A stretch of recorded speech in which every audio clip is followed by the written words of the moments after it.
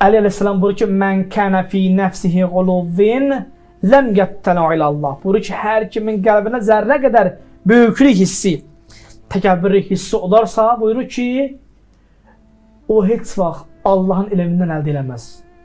İlm öntür bir misaldır Allah. Bir insan müəyyən bir elmə sahib, məsələn 5 nömrəsində oxuyub. Həm də bizim cəmiyyətimizdə elə insanlar var, psixoloqdur. Hər hansı bir elmdə, təcrübə elmdə söz sahibidir. Bəli. Hər bir insan, ruhani, nə bilim, dekan, insanın öz işindən əlavə, yəni sənətindən əlavə insan eləyə bilər, başqasının elmə istifadə eləsin də. Bəli. Buna ki, bacarmaq eləyə bilərik. Burada ki, bu təkəbbür sifəti o sifətdir ki, insan mümkündür 5 il oxuya, müəyyən bir elm sahibi ola. Amma cəmiyyətdə elə psixoloqlar var, onun elmindən faydalana bilər. Sənət sahibi elmindən faydalana bilər. Ona görəsən o təkəbbür hissi ki, yox. Sən özün oxuyursan, deyirsən məsələn psixologiya elminə baxırsan. Bəli. Ya bir nəfər səndən elmli ola bilər. Mümkündür mən ilahi elmdən mənim məsələn biliyim olsun. Mümkündür bir insanın hər hansı bir misal deyirəm, sənətdə söz sahibi olsun. Məsələn maşından yaxşı başı çıxsın. Bəli.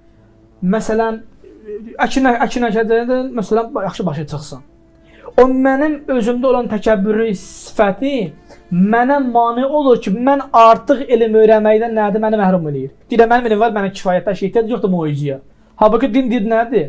İnsanın daima möcüzəyə ehtiyacı var. Bir möcüzə nəfsidir. Bəli. Bu möcüzə də insanın zahiri möcüzəsidir. Bəli. Adam deyir, mən aliməm, məsələn, niyə məstəq edib kimə ulaşmalıyam? Təkəbbürlü his. Əgər biz Quran ayələrine baxsaq, bütün peyğəmbərlər əziyyət çəkiblər. O təkəbbürlü şəxslərin barəsində. Peyğəmbərlərin sifətlərindən biri budur da. Yuallimuhumul kitaba bil hikmə. Onlar gəliblər hikməti öyrətsinlər insanlara və yuxricuhum minəz-zulumati ilan-nur. Peyğəmbərlər gəliblər insanları o günah bataqlığından, o elmin olmadığı cahillik zülmətinə inəsindən nura çıxartsınlar. Nur versin elm versin Peyğəmbər olaraq. Peyğəmbərimizin bu missiyaları müqabilində iş görürlər. Təkəbbür edirdilər də, İslamın təsirdə, İslam ona gələn.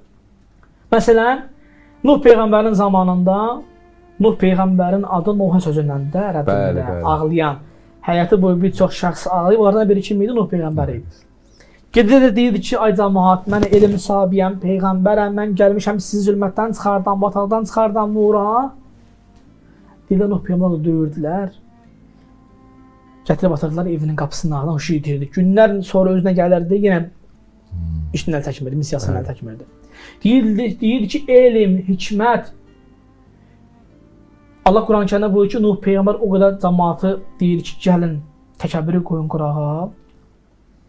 Quran-Kərimdə deyir, Allah, Nuh Peyğəmbər deyir ki, Allah, mən həmişə insanları sənin bağışlanmaq üçün dəvət edir, yəni bunlar barmaqlarını tutayla qulaqlarına və üzlərinə köylərini çəkərdilər, mənə eşitməzdilər, təkəbbür eləyərdilər. Bəli.